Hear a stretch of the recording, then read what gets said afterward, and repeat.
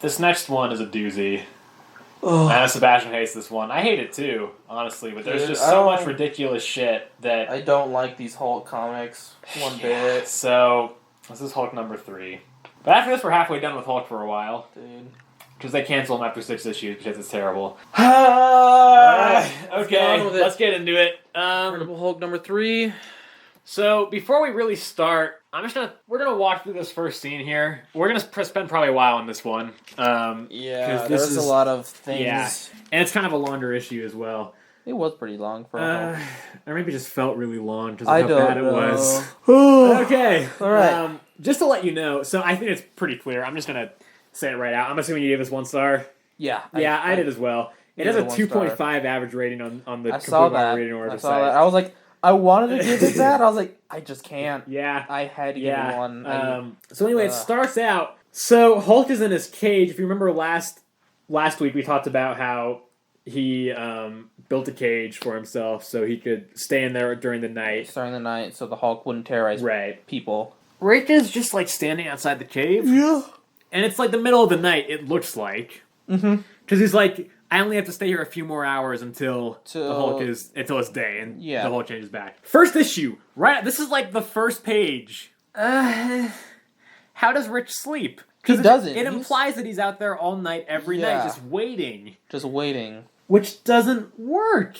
And he can't hold them all in all by himself, and at some point he's gonna fall asleep. From exhaustion, and then something bad's gonna happen. I mean, later on in the comic he does, and things happen. We'll get to that. That's like right after this, and they completely contradict it.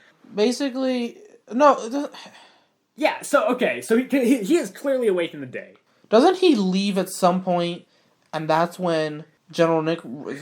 It's Thunderbolt Ross. Thunderbolt Ross. Thunderbolt Ross. Thunderbolt Ross. I don't know why I said Nick Ross. Where that came from. Thunderbolt Ross basically is like, find me, Rick Jones. Yeah, right. And the army captures him. They bring him to the general. He's like, the general tricks him into bringing the Hulk onto a ship so they can launch him into space. Right. So he never terrorizes anybody again. Right.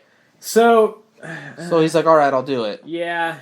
There's a couple issues. There's a couple issues here. At some point in here, there's a flashback where Rick is putting Bruce in the cage. Yep. And he's like, what if I fall asleep and something happens, I'm not able to open the gate? He's like, it's just Bruce says it's a risk I'm going to have to take. Yeah, he says, I'd rather suffocate in there than be the Hulk and let out. But if there's that little oxygen, how does the Hulk stay in there for 12 hours? Well, I guess the Hulk doesn't really need it, I guess. The Hulk's breathing is very strange, because there are times way down the line where he's able to just breathe in space. I guess I can maybe buy that. I'll be right back. Say something to the audience if you want. I don't know. Dude, I'm just gonna continue on.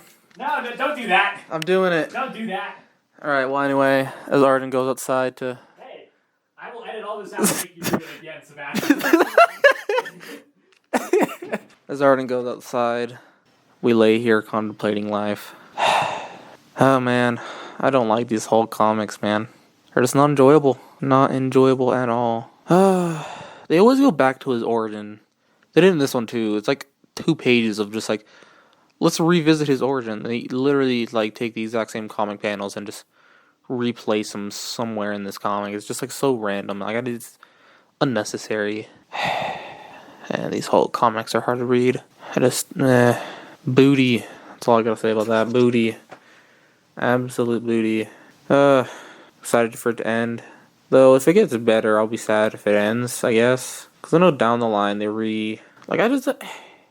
if it's like the artwork or the story or both. But like, the artwork I don't really like on the Hulk itself. Kind of looks like a blobby mush, dude. Kind of looks like, it's almost like they designed him after Frankenstein. Like, he looks like beefed up Frankenstein. This is weird. I know later on they will, like, eventually get better at drawing, I guess, and different authors and stuff, you know how it is. But he looks better in the later comics.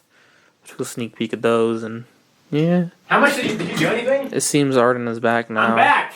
Did you actually keep going? No, I didn't. Okay, good. So, where were we? So, the sun also... Oh, right. In that flashback, they put Bruce in the cave right as the sun goes down, like the exact instant, because he instantly Yeah. changes into the Hulk. As soon as I close the door. Yeah. Okay. Right. Yeah. So the army captures Rick. Yep. They trick him into the thing. Okay. Next issue. Last week we briefly talked about how the cage looked like it was underwater. Yeah. It is confirmed in this issue. Rick says it's underwater. Yep. But it's clearly not because he sits outside it. I think all night. I think it's in a cave, and the cave is underwater.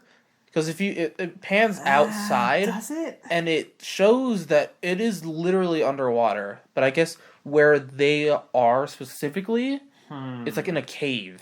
All right, man. I'll take your word for it. But it is underwater. It is. Yeah. So either way, yeah. Sebastian said they shoot Hulk into space with a missile. They trick him into it. And I guess Rick overhears them. Well, no. Before that, I guess the rocket absorbed gamma rays from somewhere. You're right.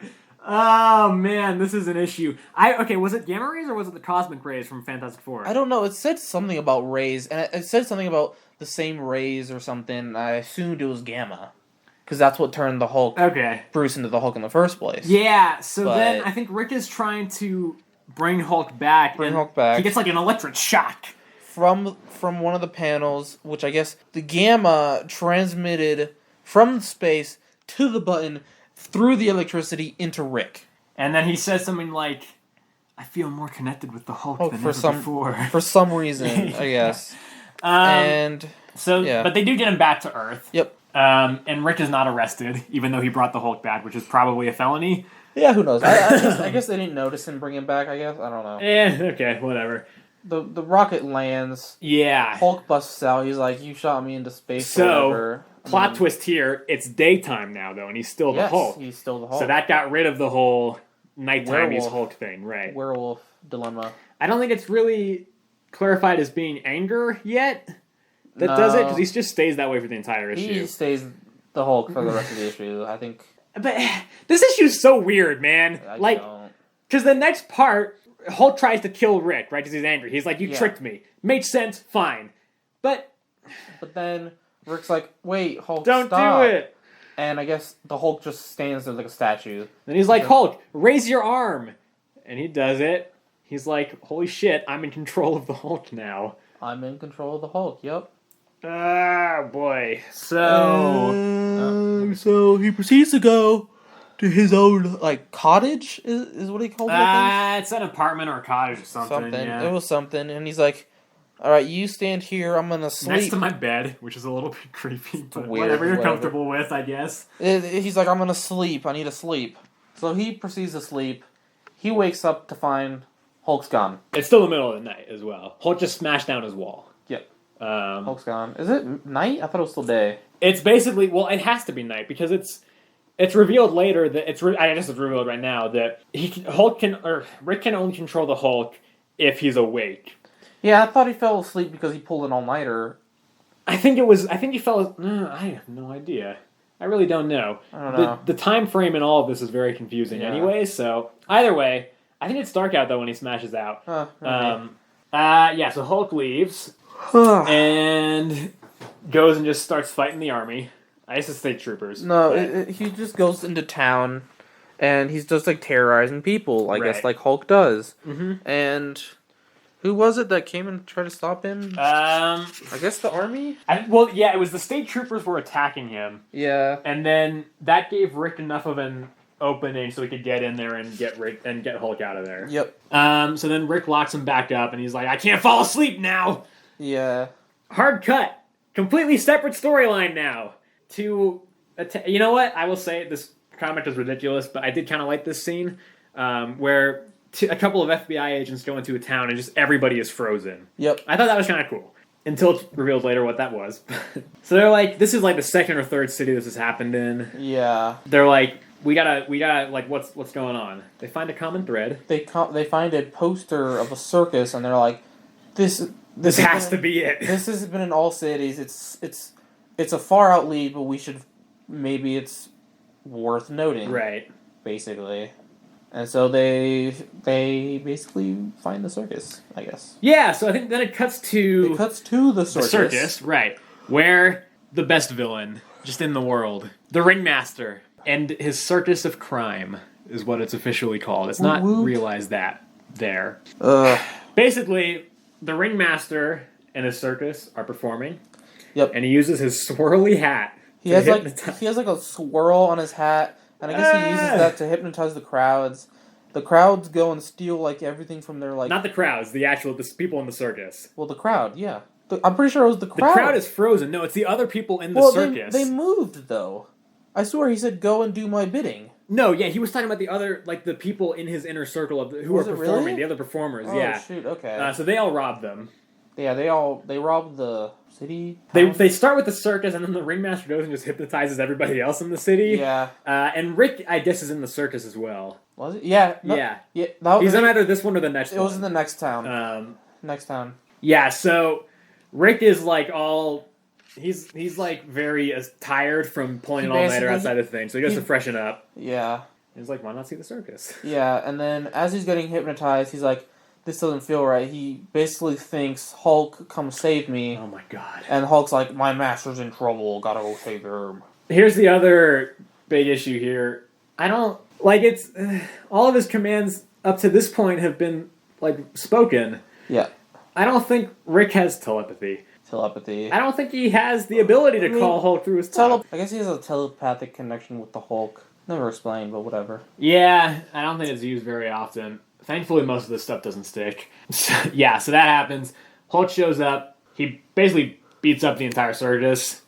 Wait, no. Nope. He does have a fight, but then he gets captured. Yeah. And then he's now part of the circus show. They like the trap ringmaster, him. Yeah, they trap him, and he's like, I think they hypnotize him as well, maybe? I don't think they do. Because they try to use him in the show. I know Ringmaster says we can use him for the show, but I don't think they ever actually officially do. Anyway, this is not the last time that Hulk joins the circus. So this next show is the next day. Yeah. So Rick is not hypnotized anymore. No. So he shows up with the FBI, and they capture the circus. Yep. And then the army shows up, and they try to capture the Hulk. Yep. It doesn't work. Rick gets away. The Hulk gets away. By flying. Okay, it's jumping.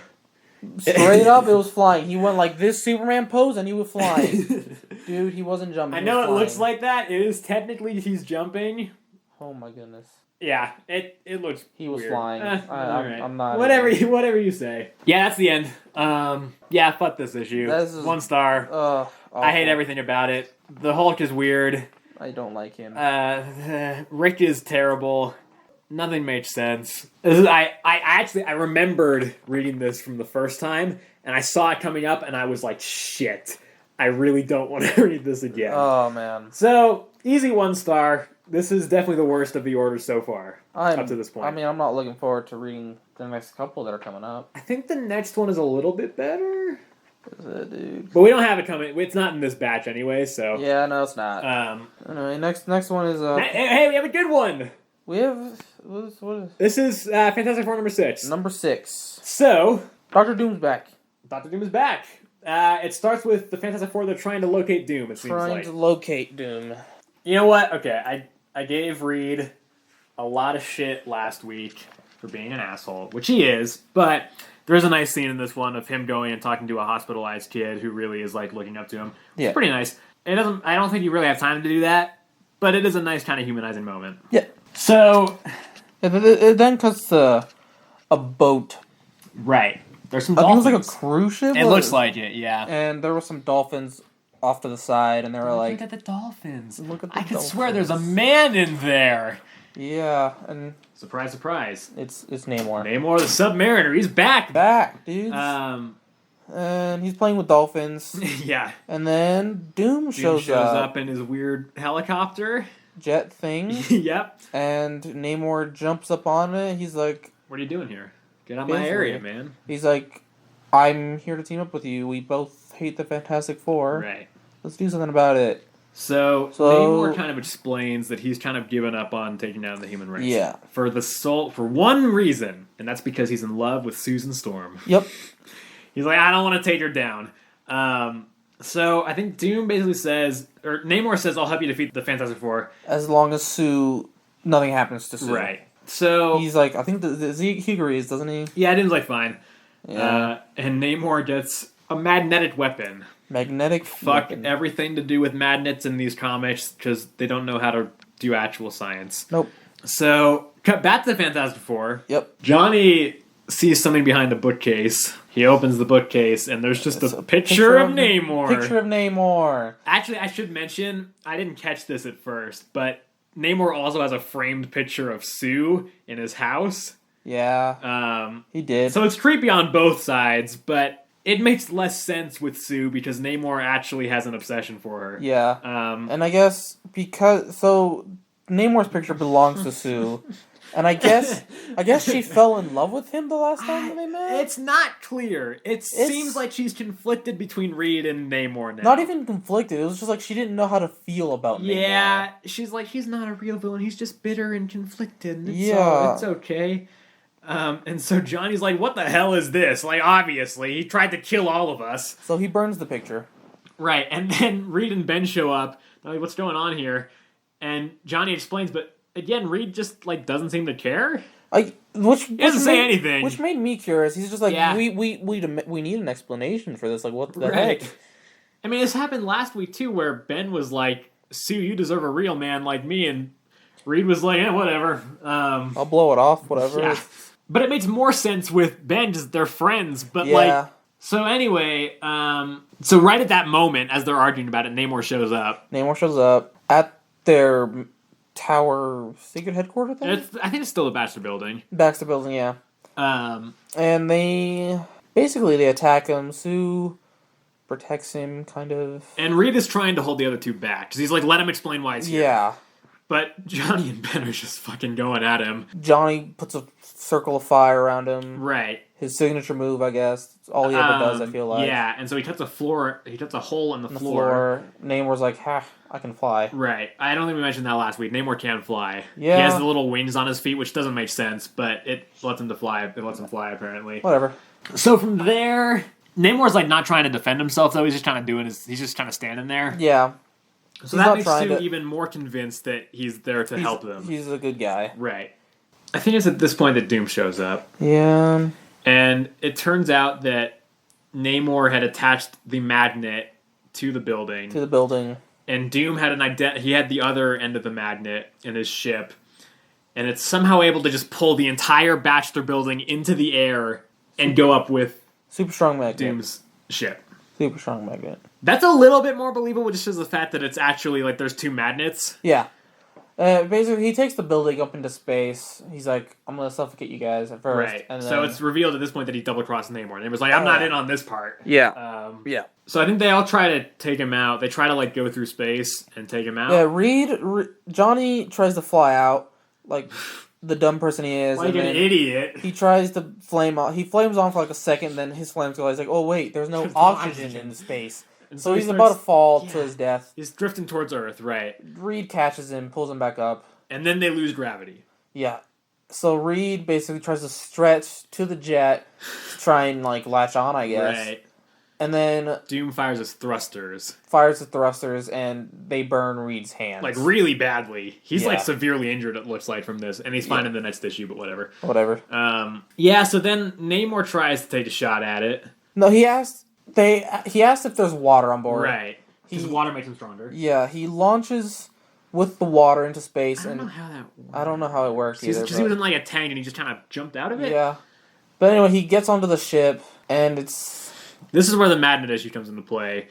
What happened next? He activates the magnet, and Namor just gets, like, stuck to the roof. Yeah. Humans, again, they're not magnetic enough for that to work. So he basically is like, Namor's like, if I can't go up, I'll just go through the ship. Right. So he just breaks into the ship. Breaks the roof. He tries to reach Doom through the door, but Doom electrocutes him. Doom electrocutes the door. Which electrocutes Namor. He's touching it, I think. Yeah. And then he tries to hit another button, but he's like, what the heck? This is electrocuted too. Yeah, so Doom is electrocuted, right. It then pans to Namor. He's like, I never got electrocuted. I'm like an electric eel. I just stored the electricity, and now I'm putting it back out to you. He never uses that power again, ever, as far as I'm aware. Yeah, that's ridiculous.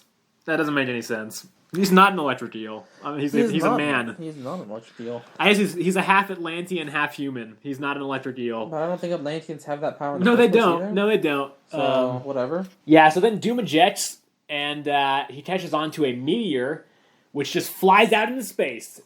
flies into space. Yeah. So yeah, and then Namor flies the spaceship back, and he uses the spaceship to pull the Bachelor building back to Earth. The exact same spot.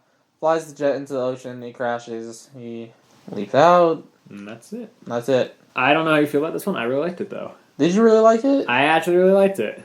I thought it was.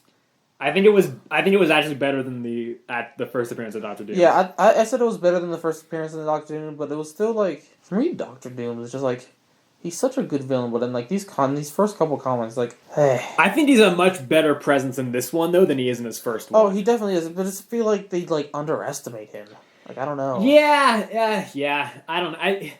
He pops up so much in like the first 30 or so issues of Fantastic Four. And by that point, he's like a master. He gets better, I think, probably with every appearance. Yeah. I like this one a lot. I think. What did I give this one? I think the supervillain team up with Doom and Namor works pretty well. It's also showing like the first time that Namor's kind of like, I don't know if I'm gonna be a villain or a hero. Right, and I think it works pretty well. I actually give it 5 stars.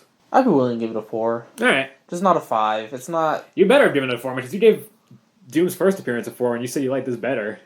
That's true. Yeah, I gave it a 4. All right, fair enough. I'll give it a 4. Okay, 3 more left for this batch. Yep. Tales to Astonish number 35. Tales to Astonish number 35. This cuts back to the Ant-Man storyline. Second appearance of Ant-Man. But first appearance of the Ant-Man suit. Second appearance of Hank Pym. First appearance of Ant-Man. Yeah, as a superhero. You could say it like that. Yeah. So this kind of starts up right after, not right now, like a few weeks after the last one. After the last Ant-Man. So if you recall, last time he destroyed all the serums. Yep. But now he's like, just kidding, I'm making them again. Yeah, he makes them again, but this time he does it secretly and hides them. Right.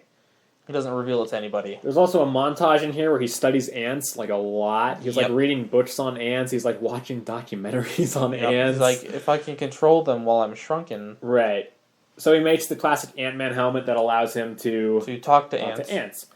So then the government gives him a mission to make a gas that makes you immune to radioactive shit. Yep. A little bit of a plot hole here. Last time we saw the government and the scientists, they were all mocking Hank. And now this time they're like, if anyone can do it, he can. So like that's a little bit of a plot hole there. I mean, I guess maybe they accepted him because he said he'd work on like regular science now. Is anti-radioactive gas like real science though? Because that seems pretty far-fetched. If it's for the government, they can consider it real science. All right. So then, of course, as usual, the communists get wind. Communists, dude. So the communists break into the lab and they try to rob the formulas, correct? They try to rob, I think, just the straight-up serum, not even formula. Maybe, no, actually, it is the formula. It's just they were like, because then Hank said each scientist only has a specific part of it. I'm the only one that knows every single part. So they lock Hank in the lab, which is the worst place to do it, but whatever. And so he grabs the serum from his safe, and he turns into Ant-Man. He shrinks himself and turns into Ant-Man. And so he, like, launches himself using a rubber band out the window. Towards the window. He crawls out the window. Okay, right. Drops down with, like, a string, I guess he hung out there. Yeah. And he goes to an anthill. Back into the anthill. He tries to recruit the ants. Most of them are, like, afraid of him, it said. Did it? It did say that. It didn't seem like it, but... And there was one that I guess it didn't work on, and it just attacked him. Yeah. He beats it with judo. He judo as in the last one. Judo chopped it in the head. Yep. That's what he did this time. And this leads him also to realize that he still has the strength of a man, like he a full-grown person. He still has the strength of a man, but in the size of an ant. Right. So then he leads the ants out of the anthill. They find a beetle. Hank like, digs a hole and just tricks it into going in the hole. And then he covers it. Right. The ants take Hank up into the window. They attack the communists. Right, so the ants like crawl on the communists. Hank cuts the bonds of the scientists. Yep. And then, in what is this is probably the biggest issue I have with this particular one. Was it the honey? Yeah. So one of the communists drops their gun. The ants crawl into the gun and they fill the chamber with honey. So I know we talked last week about how they fell into the honey pit. Yeah. And you said maybe they have it for food. Yeah, but this shows them producing it. They secrete it. Yeah, that is not real science. I don't think that's how. Yeah, I don't think ants secrete honey. So that jams the gun, and he's not able to fire. And the scientists rise up and they take back the facility. Yep. I think that's pretty much it. Yeah, but Hank goes back into his lab. He regrows himself, and yeah, simple. Yeah, I remembered not liking this issue. Really? But second time I actually was okay with it. I enjoy the Ant-Man ones. Yeah, you seem to really like them. Yeah, it's kind of silly. Yeah, it's definitely silly, but it's like good fun. It's like like for me, these are enjoyable reads. Like, yeah. And it's super quick too. Like it's 13 quick. pages and it's not a lot of dialogue. No, and it's just like enjoyable. Yeah. I don't know. And since it's also the first appearance of like actual Ant-Man, I'm good with 3 stars. I gave it 3 stars. Yeah, gave it 3 stars. All right, next one. Journey into Mystery. Loki's here. We got Loki. First appearance of Loki. First appearance of like a true god, I guess, that doesn't have an alter ego. Yeah, because we get Heimdall, we get Odin from behind. Yeah. And we get Loki. Yep. Heimdall. There are some issues with this issue. There are a substantial amount of problems with this. So we start in Asgard with Loki, who is trapped in a tree. Yeah. Until someone sheds a tear over his plight. Right. So Heimdall comes over. If you don't know who Heimdall is, he's the keeper of the Rainbow Bridge. He like sees Bifrost. everything. Right. He's in the movies. He's the guy with the big gold horn. In this comic, he looks like a Chinese gypsy. Like the Hun. Like the Hun. Okay. He does have like he has like a shawl wrapped around his head. He looks like a Hun. Yeah. So Loki uses a technicality. I guess since he was trapped in this tree for so long, he learned of it. How to control it, right. The tree itself. And as Heimdall was walking towards the tree, Loki drops a leaf, and he rubs in Heimdall's eye and makes him tear up. And he's like, and Loki says, "Since my plight controlled the tree, and the tree made Heimdall cry, technically, my plight made Heimdall cry, so I'm out." Yep. And he gets out. So then he's like bonded to Mjolnir somehow? He like put like a spell on Mjolnir to always know where it is, I guess. Again, I want to clarify, in case you're not super familiar with comics, we said it briefly, but Mjolnir is Thor's hammer. Yes. It's very confusing, and it's easy to forget, but that's the name. Yeah, so he uses that to pull an image of where Thor is. Yep. He's on Earth. Right. In a hospital? In a hospital entertaining people. Mm-hmm. So he goes to Earth. He's like, how do I find Thor now? He's like, I'll create like a dilemma or something. Yeah, this makes no sense. So, and he's also disguised, we should say real quick. Yeah, he is disguised as a human. As a human. So he turns some of the crowd, like part of the just like a crowd, I guess. Yeah, it's like 4 people or something. Yeah, into like what was it? He said negative people. Negative people. And it basically just makes them look black and white. And if you've ever played the Spider-Man game, Mr. Negative, on the PS4, Mr. Negative, they kind of just look like that. I can see maybe Loki turning them into that because he's magic. Yeah, but the way Thor gets him off. Basically, Thor comes. He's like, everybody move out the way. I got this. So he twirls his hammer, which makes antimatter particles, which then remove the negative. Yeah, it turns them positive, is what it's described as. So that doesn't make sense. Yeah, that's... So as the crowd's thanking him, Loki approached them in his human form. He's like, I finally found you after all this time. He's like, what the fuck is he talking about? He's like, who are you? And then Loki reveals himself, and he's like, Loki. So, next issue starts here. As you probably know, Thor and Loki are brothers. Though not explained like this. Yeah, that's the issue. Thor says, Loki, I know you from ancient mythology. Well, technically, he doesn't have the memories of Thor. Except when he turns into Thor, he does. And even, the next time Loki shows up, I think, he's like, you're my brother. Does he? Because from what I took, he just knows a lot about ancient mythology. Sure, Dawn does, but, That's why he knew everything about Thor and all his abilities and stuff. I didn't think he had the memories of Thor, no. He does. He turns into Thor. Actually, the actual god of Thor. Alright. Alright. Loki is like, yo, Thor, let's fight. Yep. In the air. Well, they didn't agree to fight in the air. Loki goes to the air and Thor chases after him. Right. And so Loki uses his hypnosis powers, which I guess he has, combined with Thor, because he's flying, is spinning his hammer. And is facing towards the sun. Right. The sunlight shines in his eyes, whenever the hammer's right in front of his face. And that combined with Loki's hypnosis powers hypnotizes Thor. Yep. And so Thor is like, you are my master now, Loki, is what he says. Yep. Loki tries to get his hammer. Yeah. But even hypnotized, Thor's like, I can't give that to you. So he tries to trick Thor into throwing it into a lake. He forgets. I guess he forgot that it comes right back to Thor. Right. But only I should mention this real quick. If he throws it, it will come back to him. If he drops it or just leaves it somewhere, it won't. Yeah.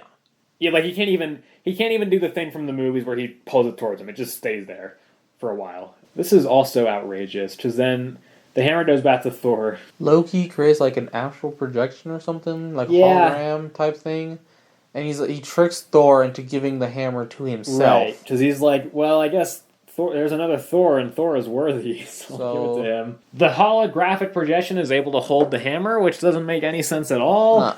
So I think Loki then is like, go release all these animals from the zoo to Thor. Yeah, he wanted to make a commotion. Well, yeah, he wanted to make a commotion or something. So at this time, there's like a group of people trying to pick up Mjolnir now. They're all like struggling. Yeah, and since Thor hasn't been holding on to Mjolnir for 60 seconds, he turns back into Don Blake. I will say that's a better use of it than it could be. Because that kind of helps. That's a really kind of cool use for it. And so, because he snapped out of, he wasn't Thor anymore. He wasn't hypnotized. Right. So he's like, I have to get back to the hammer somehow. So he goes back to where all the people are trying to lift it up. He's like, let me try. And they're like, you're disabled. You can't do it. And he touches it. Blinding light. Everyone's like, where'd that disabled doctor go? Thor is here. What? Oh, man. I'm making this the second time in a row that this has happened. Second time in 2 issues. I already got into that. I'm not going to talk about it again, so... Loki tries to escape by using pigeons to make him fly. Oh, God, yeah. Thor chases him. Loki lands in a theater. Drops the curtain on Thor. And Thor uses wind. Yeah, he blows the curtain off him. He even says... My wind will be faster than tearing this thing apart. Yep, so he escapes. Loki... Oh, they go into a subway. Yeah. Loki throws some passengers onto the tracks, and Thor saves them. He doesn't just, like, get them out. Yeah. By lifting the rails of the track. And he's like, yo, guys, get under the rails, the train will go over us. And letting the train go over, which is not... That's not how trains work. If that happened, the train... Yeah, that would derail so quick. It would kill everybody in that place. Yeah. But whatever. It's a comic book. Yeah. You know how it works. So Loki escapes during that time, and then... He makes, I guess, a gas station Pegasus turn to life. Off of a logo, yeah. And he's trying to fly away. Right. When Thor notices a pipe. Mm-hmm. And he throws it at Loki, hoping that it hits, and it does. Knocks him off into the water. It knocks him off into the water. Where it is revealed that Loki's weakness is water. Whenever he's wet, he cannot do his powers. His powers don't work. Yep. Which brings up the question, Thor can create thunderstorms, right? And he obviously knows that this is his weakness, so why not just create a thunderstorm and the problem is solved instantly? Who knows? Anyway, he keeps him wet, goes to the top of a building, ties him to his hammer, throws the hammer to Asgard. Yeah. And then Loki is captured again, I guess. And then the hammer returns within 60 seconds. Barely. Barely. Return, yeah. And he's like on top of the Empire State Building or something, and he's like, if that hadn't returned, I wouldn't have been able to catch that, because lame old Dr. Blake can't do it. I'm going to be honest, this is kind of a shitty comic. I hate, dude. Yeah. Loki sucked. Not even gonna lie. Yeah. Loki sucked. Yeah. On second read, I was like, yeah, this is terrible. But it sucked. Also, it's the first appearance of Loki. Yeah. So that, just the historical significance there, I was like, fine, I'll give it 3 stars. That's as far as I can go. 2.5. Alright. I couldn't give it a full 3. Yeah, fair enough. I couldn't give it a 2 for the fact that Loki, it was the first appearance of Loki. Loki's pretty neat. Yeah. But it's just, yeah. Alright, last one. Last one, Fantastic Four, number 7. This is dumb. I hate this one. I hate it. That's okay, we'll get into that. This is, what did you give it? I just want to know. I think I gave it a 2. I'm assuming you gave it a 1. Sucked. I kind of liked the first half. I thought the first half was okay, and that's what bumped it to a 2 for me. But let's get into this. Whatever. All right, last villain. Let's get this. Let's do it. The villain's name is Kurgo. He's an alien. He looks big and furry. Yeah. He's got like a weird bulbous head. And he's got a furry face. Yeah. He's monitoring the Fantastic Four. He says he's been monitoring them for weeks. And then it's revealed that there's a runaway asteroid that's about to crash into his planet. So I know I wrote asteroid. It's actually another. He says it many times. It's another mini planet, actually. Is it? Yeah. They drew it like it looked like a straight up asteroid. It did. Yeah, it did look like that. But they say planet a lot of times. Oh, okay. I just like Pluto. Yeah. So Kurgo's like, yo. He's the master. I'm going to say the name right now because we're going to reference it. His planet's name is called Planet X. Yeah, and he is like the leader, the dictator of this planet. Yeah, and so his plan is to capture the Fantastic Four and have them save his planet, I guess. Right. Why them? I don't know. There's probably a lot of smarter people out there. But at this point, the Fantastic Four is getting ready to go to this Congress dinner. They're going to be recognized for all the heroic shit that they've done. And they're all bickering amongst people. Reed is the only one that wants to go. Yeah. I don't think he really wants to go. It's more of like, it's Congress. That's true. He's got a science experiment going on at this point as well. And so everybody's like, I don't want to go. And everybody's giving like their petty excuses for why. Reed's like, okay, I've listened to all your petty excuses and they'll go get changed. Yeah. So everybody's like, fine.